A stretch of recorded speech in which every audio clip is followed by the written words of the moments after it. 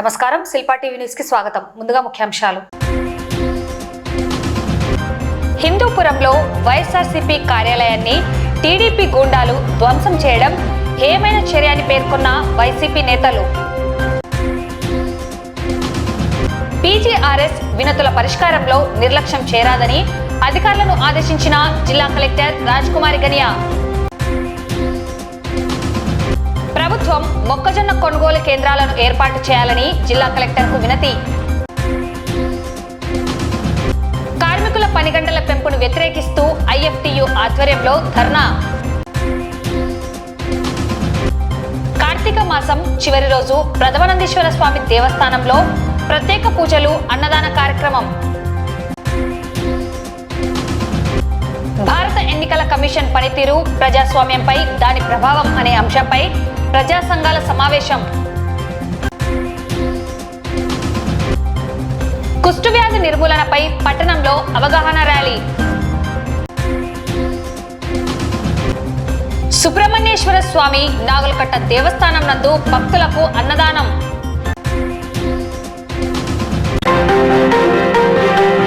నంద్యాల పట్టణంలోని గాంధీ చౌక్ నందు నంద్యాల జిల్లా వైఎస్ఆర్సీపీ అధ్యక్షుడు, మాజీ ఎమ్మెల్యే కాటసాని రాంభూపాల్ రెడ్డి, మాజీ ఎమ్మెల్యే శిల్పా రవిచంద్ర కిషోర్ రెడ్డి ఆధ్వర్యంలో హిందూపురంలో వైఎస్ఆర్సీపీ కార్యాలయాన్ని టీడీపీ గూండాలు ధ్వంసం చేయడం హేమైన చర్య అని, అలాగే సౌదీలో జరిగిన ప్రమాదంలో హైదరాబాద్కు చెందిన వారు మృతి చెందడం చాలా దురదృష్టకరమని, వారి ఆత్మకు శాంతి చేకూరాలని వైఎస్ఆర్సీపీ ఆధ్వర్యంలో మౌనం పాటించడం జరిగింది.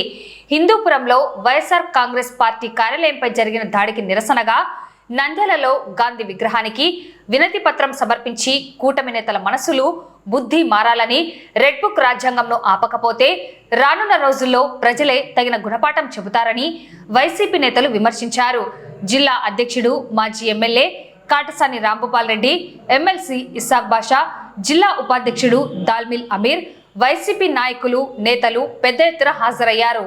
ఈ కార్యక్రమంలో మాజీ Markfed chairman PP Nagireddy, state council members Sainath Reddy, Ramalingareddy, Nandyal జిల్లా వైసీపీ ఉపాధ్యక్షుడు దాల్మిల్ అమీర్, మాజీ జెడ్పీటీసీ సూర్యనారాయణ రెడ్డి, మాజీ మార్కెట్ చైర్మన్ విజయశేఖర్ రెడ్డి, జిల్లా వైసీపీ ప్రధాన కార్యదర్శి సోమశేఖర్ రెడ్డి, నంద్యాల మండల ఎంపీపీ శెట్టి ప్రభాకర్, జిల్లా అధికార ప్రతినిధి అనిల్ అమృతరాజ్, గ్రీవెన్స్ సెల్ అధ్యక్షుడు వివేకానందారెడ్డి, జిల్లా ఆర్గనైజింగ్ సెక్రటరీ దేవనగర్ భాషా, జిల్లా మేధావుల విభాగం అధ్యక్షుడు రసూల్ ఆజాద్, మున్సిపల్ వింగ్ అధ్యక్షుడు tailor Shiva, Karunakar Reddy, Christian minority cell అధ్యక్షుడు కారు రవికుమార్, జిల్లా సాంస్కృతిక విభాగం అధ్యక్షుడు TV Ramana, Nandyal assembly YCP youth అధ్యక్షుడు Srinivasulu, Nandyal assembly Christian minority cell అధ్యక్షుడు మనోజ్, సాయిరాం రెడ్డి, వైసీపీ కౌన్సిలర్లు, వైసీపీ నాయకులు, కార్యకర్తలు పాల్గొన్నారు. హిందూపురంలో నిన్న జరిగిన దానికి నిరసనగా గాంధీ చౌక్లో మహాత్మా గాంధీకి మెమరాండం ఇవ్వాలనే ఉద్దేశంతోనే మా ఎమ్మెల్సీ ఇషాక్ బాషా అయితేనేమి, ఇంకా నంద్యాల వైఎస్ఆర్సీపీ నాయకులు, కార్యకర్తలు వాళ్ళని అందరితో కలిపి ఈరోజు ఈ కార్యక్రమం చేపట్టడం జరిగింది. ప్రజాస్వామ్య పద్ధతిలో ప్రజాస్వామ్యయుతంగా పరిపాలన చేయాల్సిన తెలుగుదేశం ప్రభుత్వము, ఈ కూటమి ప్రభుత్వం రెడ్ బుక్ రాజ్యాంగం అంటూ పెట్టి వాళ్ళే ఒక రాజ్యాంగాన్ని క్రియేట్ చేసుకునే పరిస్థితుల్లో మొత్తం వాళ్ళకి ఏది నచ్చిన విధంగా పరిపాలన చేసే పరిస్థితి ఈరోజు రాష్ట్రంలో జరగడం జరుగుతుంది. అంబేద్కర్ రాసిన రాజ్యాంగం ప్రకారం పరిపాలన జరిగితే అన్నీ కూడా సవ్యంగా, మొత్తం ఎవరు తప్పు చేసినా కూడా యాక్షన్ తీసుకునే విధంగా రాజ్యాంగంలో ఉంటే, ఇప్పుడు మాత్రం తెలుగుదేశం నాయకులు వాళ్ళు ఒక సపరేట్ రెడ్ బుక్ రాజ్యాంగం పెట్టి మొత్తం వైఎస్ఆర్సీపీ కార్యకర్తలను, నాయకులను అందరినీ కూడా హరాస్మెంట్ చేయడం, ఆస్తులను ధ్వంసం చేయడం అనేది కూడా చేయడం జరుగుతుంది. నిన్న హిందూపూర్లో పార్టీ ఆఫీస్ మీదకి ఒకవేళ అన్ని పార్టీలకు నిరసన తెలియజేయడానికి హక్కు ఉంటుంది తప్ప ఒకరి పార్టీ ఆఫీసులకు ఆ పార్టీ ఆఫీసు ధ్వంసం చేసే అధికారం కానీ, అధికారం మన చేతిలో తీసుకోవడం అనేది మాత్రం ఈ ప్రజాస్వామ్యంలో మాత్రం అది చాలా పెద్ద గొడ్డలి పెట్టి అయిపోతుంది. పోలీసులు మీరు మీ మనస్సాక్షి ప్రకారమైన ఉద్యోగాలు చేయండి, మీరు అంతో ఇంతో అధికార పార్టీ కొద్దిగా ఫేవర్గా ఉన్నది, వాళ్ళు పోస్టింగ్లు ఇచ్చే దాని మీద మీరు వాళ్ళకు ఆధారపడి ఉంటుంది కాబట్టి అంతో ఇంతో పర్వాలేదు. కానీ పూర్తి ఇంత అన్యాయంగా ఇంత అడ్డగోలుగా వాళ్ళు చెప్పిందే రాజ్యాంగం, దాన్నే మేము అమలు పరుస్తామంటే మాత్రం పోలీస్ అధికారులు ఒకసారి గుర్తుపెట్టుకోండి, ఎవరికి అధికారం ఎవరికి శాశ్వతం కాదు. అధికారం మేమంతవరకు 2019 నుంచి 24 వరకు మేమంతా అధికారంలో ఉన్నాం. మళ్ళా మీరు అధికారం 24 నుంచి ఆల్రెడీ 1.5 సంవత్సరం అయిపోయింది. ఇంకా ఉండేది 3.5 సంవత్సరమే. మీరు పరిపాలన చేసేది 2.5 సంవత్సరమే. లాస్ట్ ఇయర్ అట్లా ఎలక్షన్ ఇయర్ ఎవరు ఆఫీసర్ ఎవరు అధికారం లేకపోతే ఎవరు వస్తారో ఆ పరిస్థితి ఉండదు. మీరు మళ్ళీ ఈ చరిత్ర పునరావృతి కాకుండా మీరు ఇప్పుడు చేస్తున్నారని రేపొద్దున మేము అధికారంలోకి వస్తే మీ పరిస్థితి ఏందో ఒకసారి ఆలోచించుకోండి. ఇవన్నీ కూడా రాజకీయ నాయకులకు ఎంతసేపు ఉన్నాయని కూడా ఇటువంటి కక్ష సాధింపు చర్య కానీ ఇవంటే మాత్రం మన పార్టీల మధ్య కానీ సామాన్య ప్రజలు కూడా మధ్యాహ్నం నలిగిపోయే పరిస్థితి ఉంటుంది. కాబట్టి ఇటువంటి వ్యవస్థను ఇటు రెడ్ బుక్ రాజ్యాంగాన్ని స్వస్తి వలకండి. ఈరోజు ఆంధ్ర రాష్ట్రాన్ని ఈ కూటమి ప్రభుత్వం ఏ రకంగా అధోగతి పాలు చేస్తూ ఉందో కళ్ళారా చూస్తూ ఉన్నాం.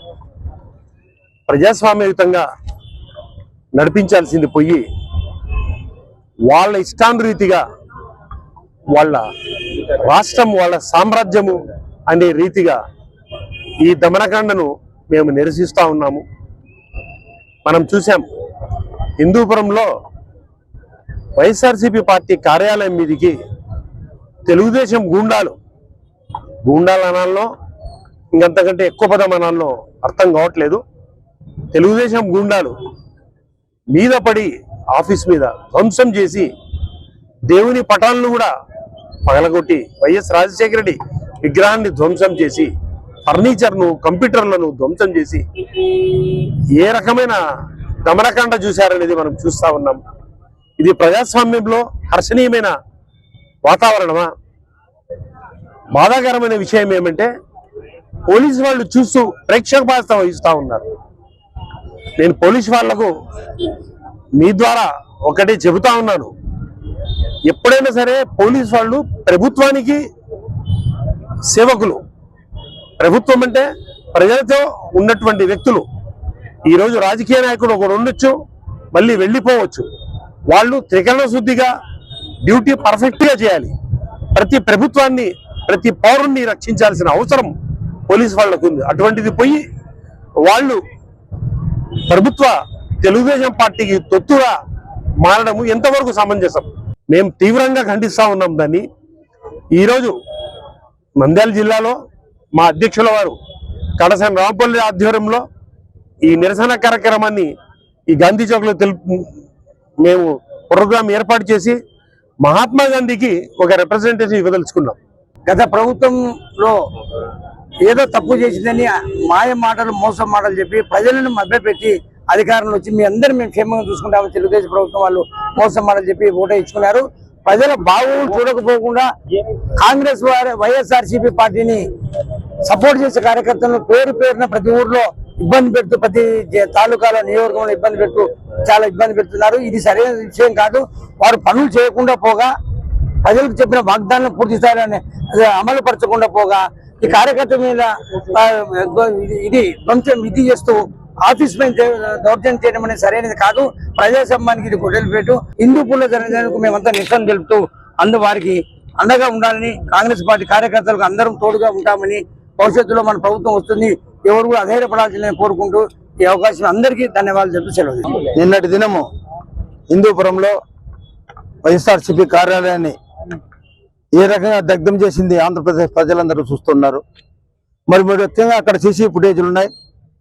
మొత్తం సీసీ ఫుటేజ్ ఆధారంగా ఎవరైతే దగ్ధం చేసినారో వాళ్ళందరూ కూడా కనిపిస్తున్నారు.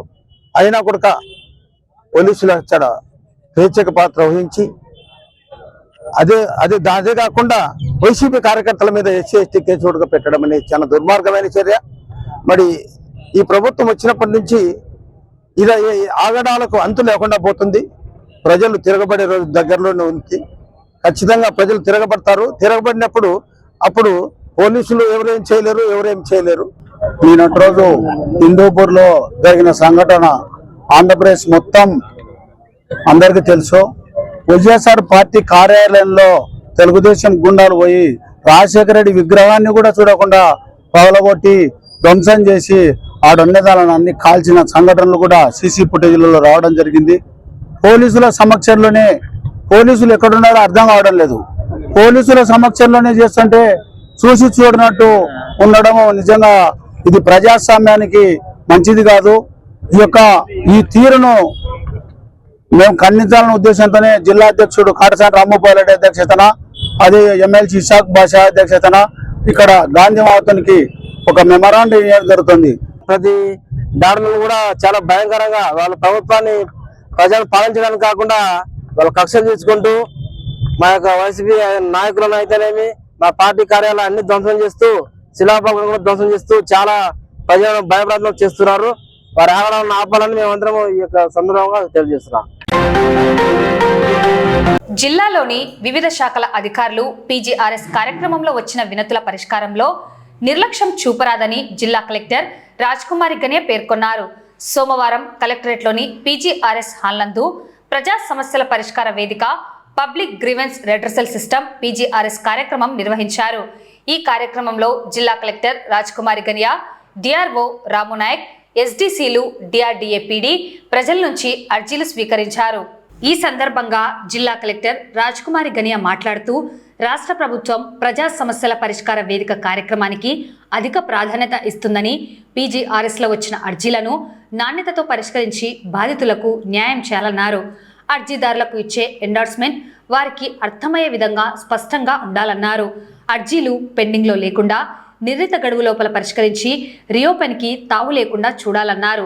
జిల్లాలో భూ సమస్యలపై ఎక్కువ అర్జీలు వస్తున్నాయని, రెవెన్యూ అధికారులు భూ సమస్యలపై ప్రత్యేక దృష్టి సారించి పరిష్కరించాలన్నారు. ఈ కార్యక్రమంలో జిల్లా నలుమూలల నుంచి వచ్చిన ప్రజలు వివిధ సమస్యలపై 140 అర్జీలు సమర్పించారు. ఈ సమస్యలన్నీ వెంటనే పరిష్కరించాలని జిల్లా కలెక్టర్ సంబంధిత అధికారులకు ఎండార్స్ చేస్తూ ఆదేశాలు జారీ చేశారు. ఈరోజు నంద్యాల జిల్లా కలెక్టర్ గారికి అనేక విషయాల మీద వినతిపత్రం ఇచ్చాం. ప్రధానంగా ఈ జిల్లాలో మొన్నొచ్చిన తుఫానుకి సంబంధించి నష్టపరిహారాలు రాయటంలో తీవ్రమైనటువంటి అవకతవకలు జరిగినాయి.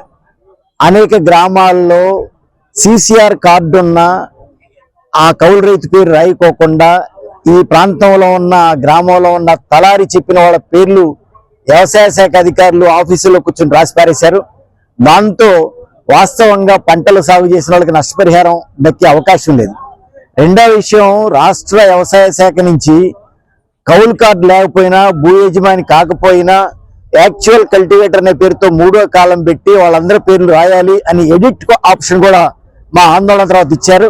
ఎడిట్ ఆప్షన్ తీసుకుని వాస్తవమైనటువంటి సాగుదారుల పేర్లు రాయికోకుండా వ్యవసాయ శాఖ వాళ్ళ ఇష్టానుసారం పేర్లు రాశారు.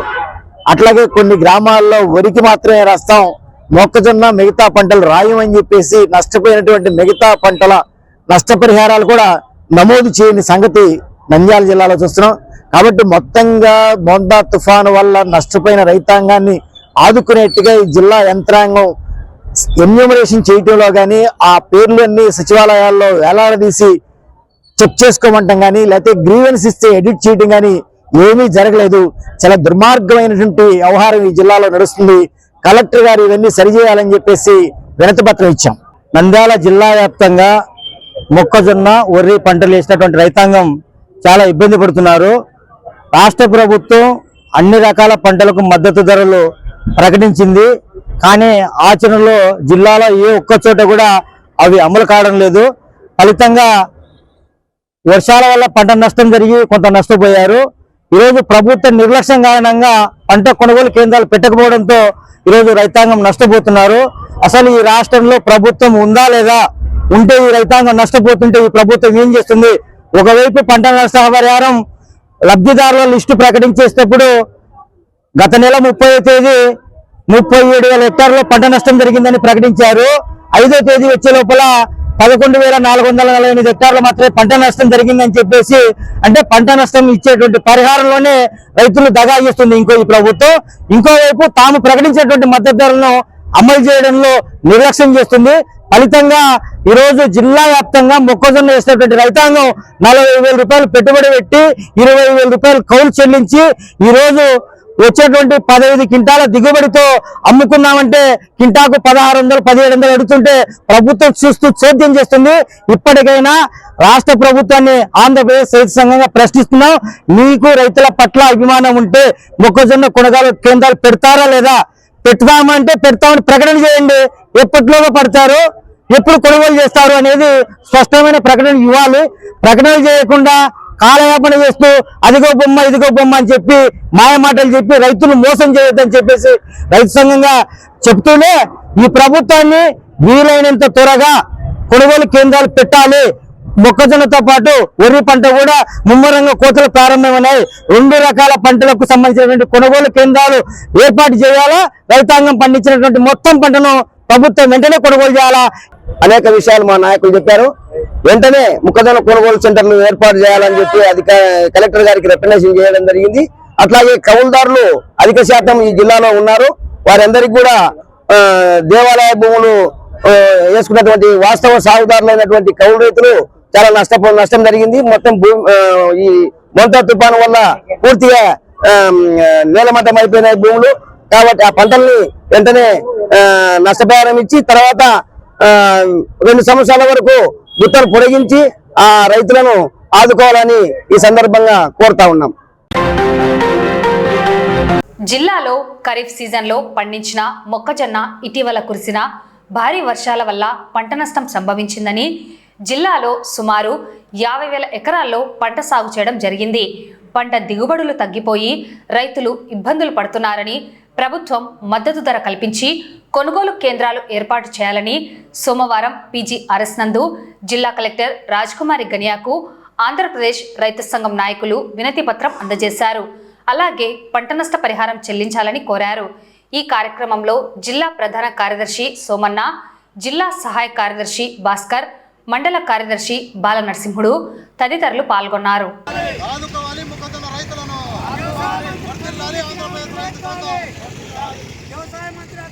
ఈరోజు నంద్యాల జిల్లా వ్యాప్తంగా మెంతా తుఫాను వల్ల మొక్కజొన్న పంట తీవ్రంగా దెబ్బతినడం జరిగింది.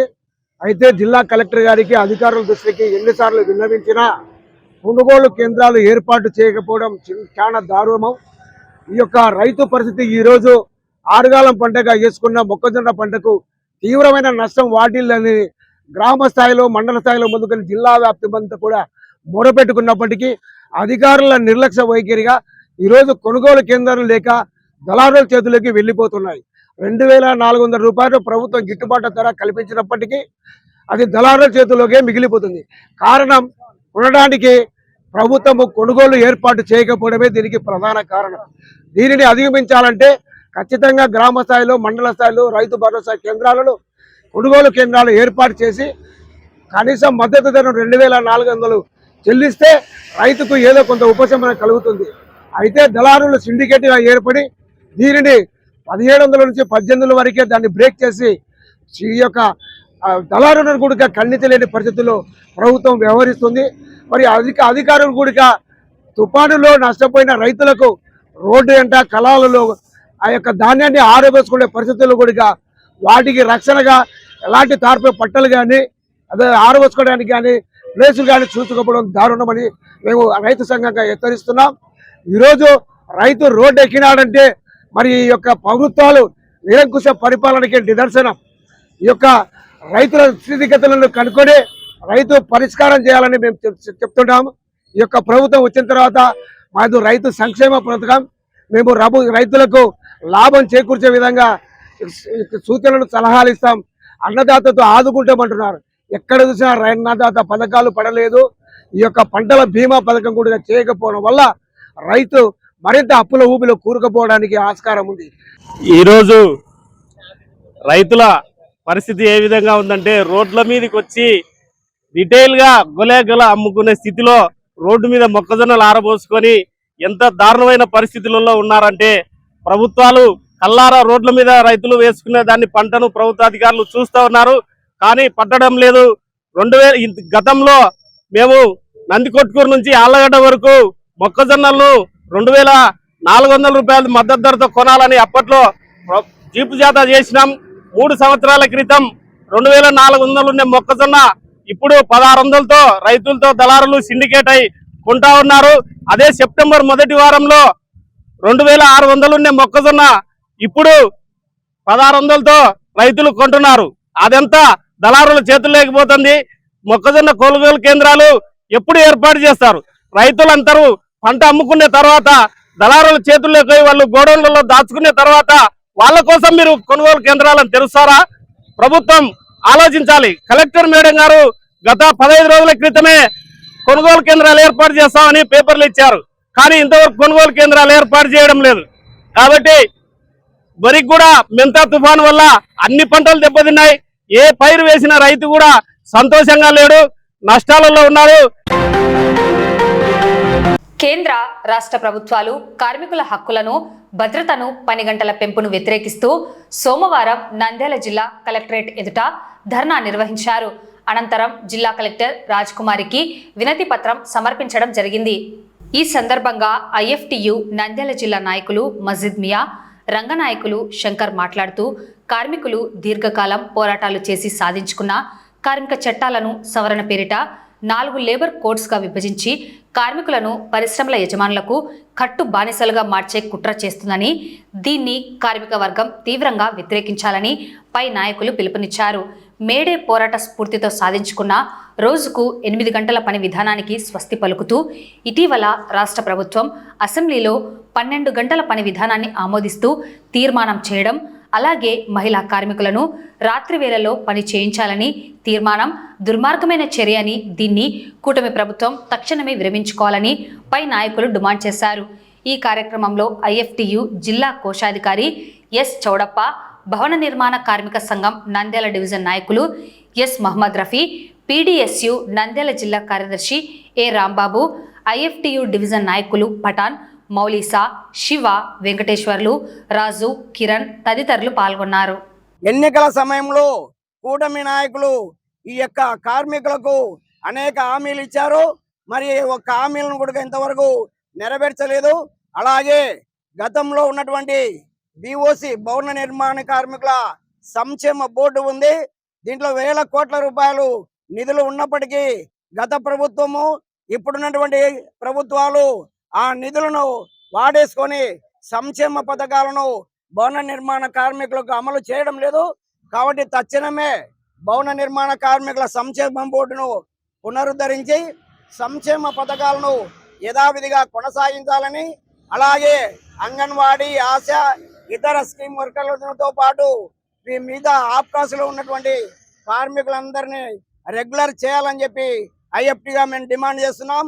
ఈ రాష్ట్రంలో ఉన్నటువంటి భవన నిర్మాణ కార్మికులు అనేక ఇబ్బందులు పడుతున్నారు. ఆ కార్మికుల యొక్క సమస్యలను పరిష్కరించాలని చెప్పి ఐఎఫ్టీగా మేము డిమాండ్ చేస్తూ, మరి ఇటీవల రాష్ట్ర ప్రభుత్వం విశాఖలో గూగుల్ డేటా సెంటర్ను మేము భారీ ఎత్తున పెట్టుబడులు పెట్టి ఈ యొక్క గూగుల్ సెంటర్ ఏర్పాటు చేస్తామని చెప్పి ప్రకటన చేస్తున్నారు. మరి దీనివల్ల పర్యావరణం తీవ్రంగా ఇబ్బందులకు గురవుతుంది. విధ్వంసకర విధానాలను తక్షణమే ఆపాలని చెప్పి ఐఎఫ్టీగా మేము డిమాండ్ చేస్తూ పెరిగిన ధరలకు అనుగుణంగా కార్మికుల వేతనాలు ఈ యొక్క చెల్లించాలని చెప్పి ఐఎఫ్టీగా మేము డిమాండ్ చేస్తున్నాం. కూటమి ప్రభుత్వం ఏవైతే ఎన్నికల ముందు హామీలు ఇచ్చిందో మరి ఆ హామీలన్నీ నెరవేర్చనందున కార్మికులను 12 గంటలు పని దినాలుగా జీవో 23 నెంబరు తీసుకొచ్చి అసెంబ్లీ మొన్న నవంబర్ 23న అమలు చేసింది. మరి ఆ జీవోను వెంటనే రద్దు చేసి గతంలో ఏవైతే 8 గంటల పని దినాలు ఉందో ఆ పని దినాలనే కొనసాగించాలి. కేంద్ర రాష్ట్ర ప్రభుత్వాలు కార్మికులపైన ఉక్కుపాదం మోపుతా ఉంది. మరి ఎన్నికల ముందు ఇచ్చిన హామీలని కూటమి ప్రభుత్వం మరి కార్మికుల, కర్షకుల వారి సమస్యలను, భవన నిర్మాణ కార్మికుల సమస్యలను తీరుస్తామని చెప్పేసి రాష్ట్ర ముఖ్యమంత్రి హామీ ఇచ్చాడు. ఈరోజు స్టేట్ కమిటీ ఇచ్చిన పిలుపు మేరకు ఐఎఫ్టీగా గత ప్రభుత్వం జగన్మోహన్ రెడ్డి గవర్నమెంట్లో కార్మికులు, బిఓసి కార్మికులు విచ్చలవిడిగా మహారాష్ట్ర, కర్ణాటక, తమిళనాడు వలసపోయారు. మళ్ళా యువగలం పాదయాత్రలో నారా లోకేష్ గారు బిఓసి కార్మికులకు సంక్షేమ బోర్డు మేము ఏర్పాటు చేస్తాం. మేము బీఓసీ కార్మికులను కాపాడుతాం. వాళ్లకు సంక్షేమ బోర్డు తక్షణమే నిధులు రిలీజ్ చేస్తాం. జగన్మోహన్ రెడ్డి దారుణంగా నిధులని పక్కదారి పట్టించి రోడ్లకు దాంట్లకు వాడుకున్నానని మళ్ళీ యువగల పదయాత్రలో మళ్ళీ నారా లోకేష్ గారు చెప్పడం జరిగింది. మళ్ళీ ఇప్పుడు కూటమి ప్రభుత్వం వచ్చి 20 నెలలు అవుతుంది. మళ్ళీ 20 నెలల్లో ఈ కూటమి ప్రభుత్వానికి వాస్తవంగా చిక్కుచేట్టుంటే ఈరోజు బీఓసీ కార్మికులకు ఏదైతే సంక్షేమ బోర్డు ఏర్పాటు చేస్తామన్నారో ఆ నిధులను వాస్తవంగా మళ్ళా బీఓసీ కార్మికులకు సంక్షేమ బోర్డు ఏర్పాటు చేసి ఆ నిధులని బీఓసీ కార్మికులకు అమలు చేయాలని మేము ఐఎఫ్టీగా డిమాండ్ చేస్తున్నాం. కార్తీక మాసం చివరి రోజు నంద్యాల పట్టణం ప్రథమనందీశ్వర స్వామి దేవస్థానంలో ప్రాతకాలము నుండే వినాయకునికి కుంకుమార్చన, అమ్మవారికి అర్చన, స్వామివారికి అభిషేకం, విచ్చేసిన భక్తాదులకు అన్నదానం నిర్వహించారు.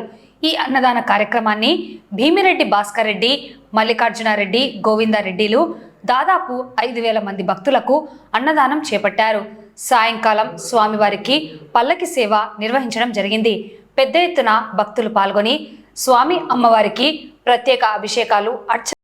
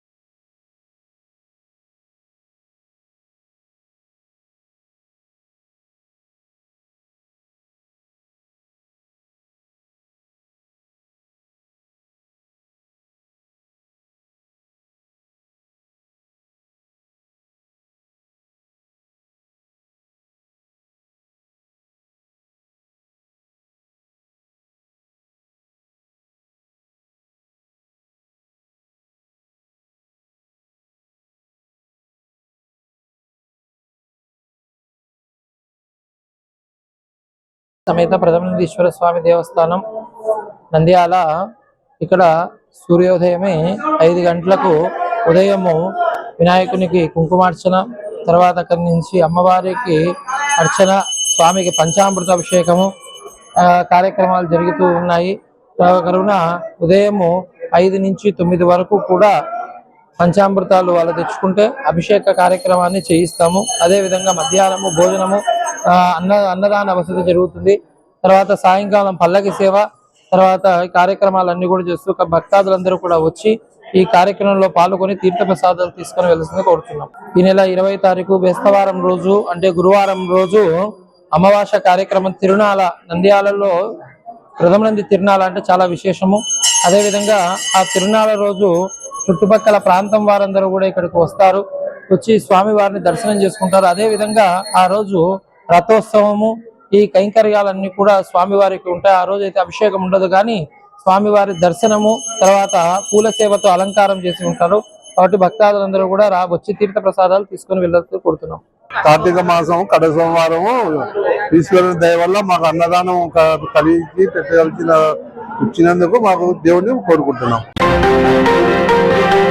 నంద్యాల పట్టణంలోని ప్రజాస్వామ్య పరిరక్షణ వేదిక జిల్లా కార్యాలయంలో భారత ఎన్నికల కమిషన్ పనితీరు, ప్రజాస్వామ్యంపై దాని ప్రభావం అనే అంశంపైన ఈ నెల 23వ తేదీ ఆదివారం నంద్యాల పట్టణంలోని రామకృష్ణ డిగ్రీ కళాశాల వివేకానంద ఆడిటోరియం నందు ప్రజా సంఘాల ప్రజాసభ ఏర్పాటు చేయడం జరుగుతుందని నిర్వాహకులు తెలిపారు.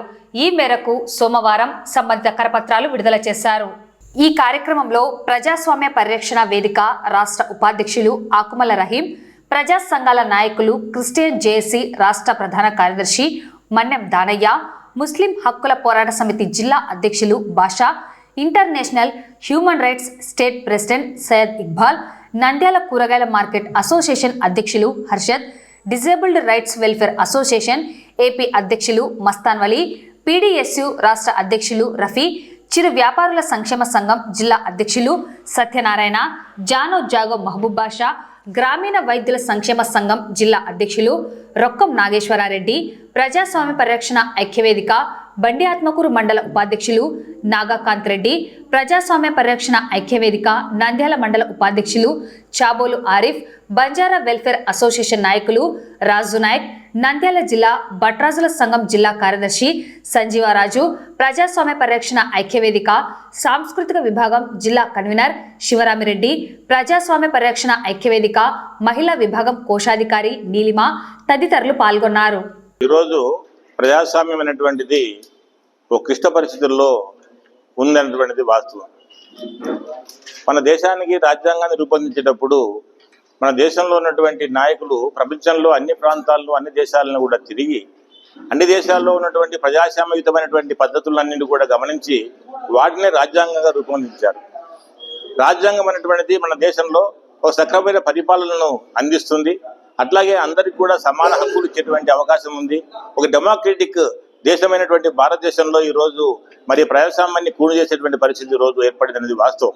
ఎందుకంటే మనం చూస్తుంటాం రాజ్యాంగంలో న్యాయస్థానం కానీ, మరి ఈ దేశంలో చట్టాలను అమలుపరిచేటువంటి యంత్రాంగం కానీ, అట్లాగే మరి పార్లమెంట్ కానీ, ఈ 3 అంశాలు అనేటువంటి కూడా ఉదాహరణపైన ఒకటి చెక్ అనేటువంటిది రాజ్యాంగంలో పెట్టారు.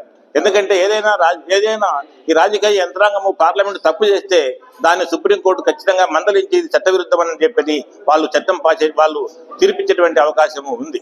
అందుకనే డెమోక్రసీని కాపాడడానికి 3 వింగులుగా ఏర్పడినటువంటి ఈ రాజ్యాంగంలో వీటన్నిటిపైన మళ్ళీ ఈ దేశాన్ని పరిపాలించేటువంటి యంత్రాంగాన్ని, ఈ దేశాంగాన్ని డెమోక్రసీని కాపాడుతూ ఈ దేశ ప్రజల యొక్క సంరక్షణ చూసేటువంటి ఒక యంత్రాంగాన్ని ఏర్పాటు చేయడానికి ఎన్నికలు అనేటువంటి కూడా ఏర్పాటు చేశారు. ఆ ఎన్నికల్లో మరి ఈ యొక్క రాజకీయ పార్లమెంటు ఎన్నుకోవడానికి సంబంధించి ఎలక్షన్స్ కూడా ఏర్పాటు చేశారు. మరి ఎలక్షన్స్ లో ఎవరైతే ఎన్నికల కమిషన్ గా ఏర్పాటు చేయబడతాడో, అధికారిగా ఉంటాడో, అతను ఖచ్చితంగా సక్రమంగా పద్ధతి ప్రకారం ఎన్నికలు జరపగలిగితే ఎవరైతే నిజంగా ప్రజలు ఎన్నుకుంటారో ఆ వ్యక్తి అధికారంలోకి వచ్చేటువంటి అవకాశం ఉంది. అయితే మన దేశంలో ఇంతకుముందు గతంలో ఏం చేశారు? అటు ప్రధాన న్యాయమూర్తి అట్లాగే ప్రతిపక్ష నాయకుడు అట్లాగే ప్రధానమంత్రి ముగ్గురు కూడా ఆ యొక్క కమిటీలో ఉండి ఎన్నికల కమిషన్ ఎన్నుకునేటువంటి వాళ్ళు. ఈ రోజు ఆ చట్టాన్ని ఈ యొక్క ప్రభుత్వం మార్చేసింది. ఈ రోజు ఇప్పుడు పరిస్థితి ఏమిటి? ప్రధానమంత్రి ప్రతిపక్ష నేత, అట్లాగే ప్రధానమంత్రి ఎవరు చెప్తారో ఆయన చెప్పినటువంటి వ్యక్తి ఈ రోజు ఆ యొక్క కమిటీలో ఉన్నటువంటి పరిస్థితి ఉంది. అందుకని ఎవరైతే అధికారంలో ఉన్నారో వాళ్ళు కోరుకున్న వ్యక్తి ఈ రోజు ఎలక్షన్ కమిషన్ గా ఎన్నుకోబడతాడు. ఆయన ఆ యొక్క ప్రభుత్వానికి ఒత్తాసుగా ఉండే పరిస్థితి ఉంది. ఈరోజు ప్రజాస్వామ్య పరిరక్షణ ఐక్య వేదిక, ఈ వేదికలో ప్రధానంగా 3 సంస్థలు భాగస్వామ్య సంస్థలుగా ఉన్నాయి. జన విజ్ఞాన వేదిక, సత్యాన్వేషణ మండలి, జయభారత్ సంస్థలు. ఈ 3 సంస్థలు కలిసి ఈ ఐక్య వేదిక ఏర్పాటు చేసుకుని 2010 నుంచి అనేక కార్యక్రమాలు కొనసాగిస్తుంది.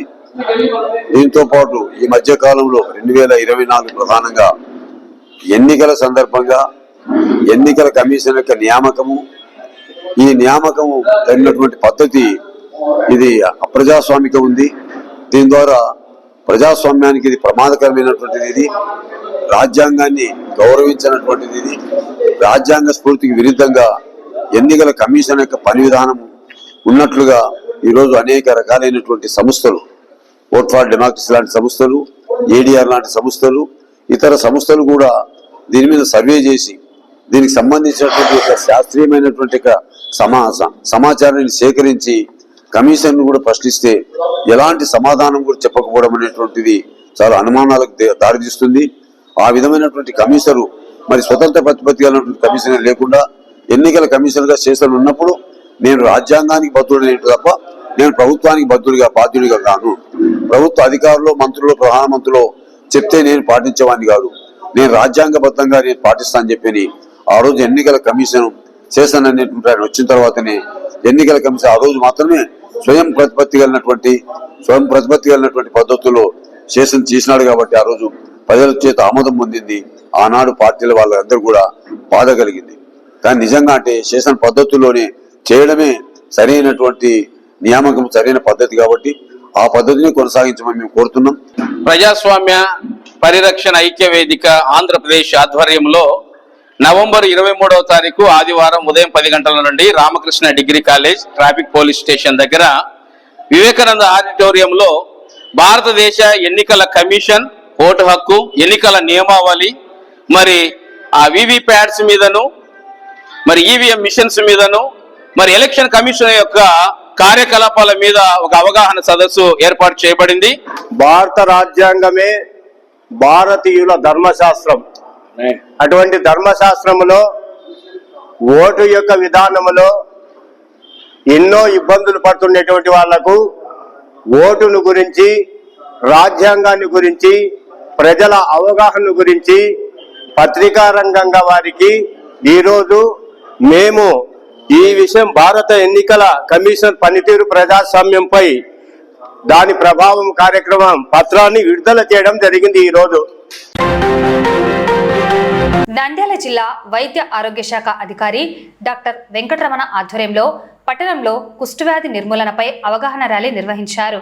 ప్రజల్లో కుష్ఠవ్యాధి గురించి అవగాహన కల్పించడం, అందులో భాగంగా ఈ నెల 17వ తేదీ నుండి 30వ తేదీ వరకు జిల్లా వ్యాప్తంగా ఇంటింటికి వెళ్లి కుష్ఠవ్యాధి పరీక్షలు నిర్వహించి లక్షణాలు ఉన్నవారిని గుర్తించి చికిత్స అందించే కార్యక్రమం చేపట్టడం జరుగుతుందని డిఎంహెచ్ఓ తెలిపారు.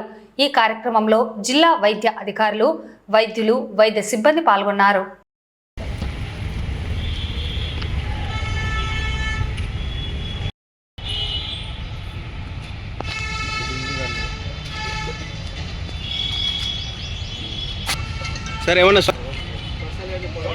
నివారణ కార్యక్రమం ఆంధ్రప్రదేశ్ పట్టణ మరియు గ్రామ ప్రజలకు విజ్ఞప్తి. కుష్టు వ్యాధి నిర్మూలనకు తోడ్పడే కలెక్టర్ గారి ఆదేశాల మేరకు, అలాగే స్టేట్ నుంచి లెప్రసీ కంట్రోల్ ఆఫీస్ నుంచి ఆదేశాల మేరకు ఈ 17వ తారీఖు నుంచి 30వ తారీఖు వరకు 14 రోజుల పాటు లెప్రసీ మీద సర్వే జరుగుతుంది. జిల్లా మొత్తం సర్వే జరుగుతుంది. దానిలో ఒక ఆశా, ఒక మేల్ వాలంటీర్ టీమ్గా ఫామ్ అయ్యి మొత్తం 1610 టీమ్స్ ఫామ్ అయ్యి వాళ్ళకు ఉన్నటువంటి ప్రజలందరినీ ఇంటింటా సర్వే చేసి ప్రతి ఒక్కరిని ఎగ్జామిన్ చేసి దాంట్లో ఏమన్నా దాగి ఉన్న కుష్ఠవ్యాధికి లక్షణాలు ఉన్న వాళ్ళని అందరినీ ఐడెంటిఫై చేసి అది మెడికల్ ఆఫీసర్స్ చేత కన్ఫర్మ్ చేసి ఆ కేసులకి మనం చికిత్స ఇవ్వడం జరుగుతుంది.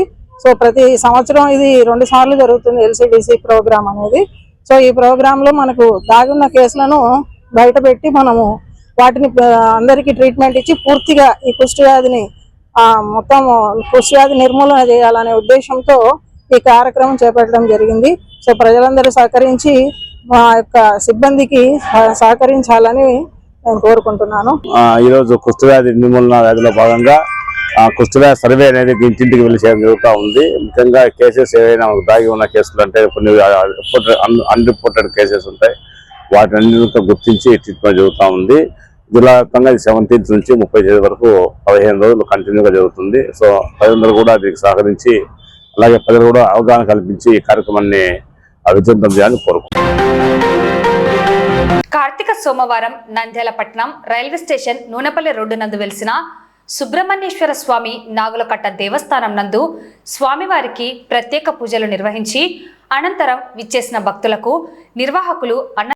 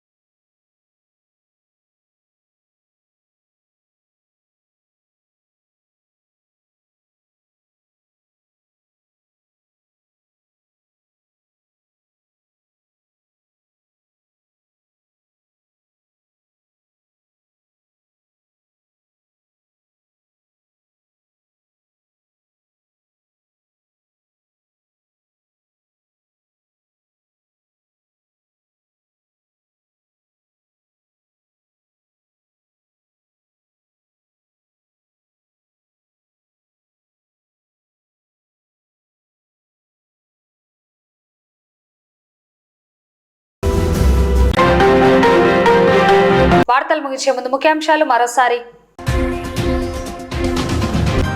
హిందూపురంలో వైఎస్ఆర్సీపీ కార్యాలయాన్ని టీడీపీ గూండాలు ధ్వంసం చేయడం హేయమైన చర్య అని పేర్కొన్న వైసీపీ నేతలు. పీజీఆర్ఎస్ వినతుల పరిష్కారంలో నిర్లక్ష్యం చేరాదని అధికారులను ఆదేశించిన జిల్లా కలెక్టర్ రాజ్కుమారి గనియా.